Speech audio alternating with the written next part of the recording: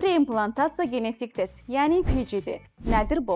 Sadə dillə desək, bu test süni mayalanma zamanı əldə edilən embrionların genetik olaraq yoxlanılmasıdır.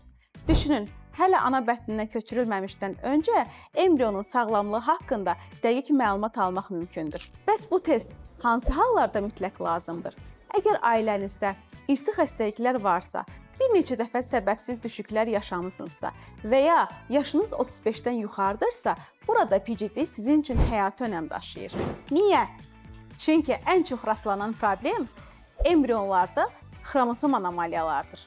Bu isə ya hamiləliyin yarımçıq qalmasına, ya da xəstə uşaq doğulmasına səbəb ola bilər.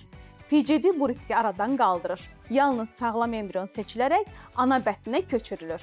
Nəticə, daha yüksək hamiləlik şansı, daha az uğursuzluq və ən önəmlisi isə sağlam körpəyə sahib olursunuz.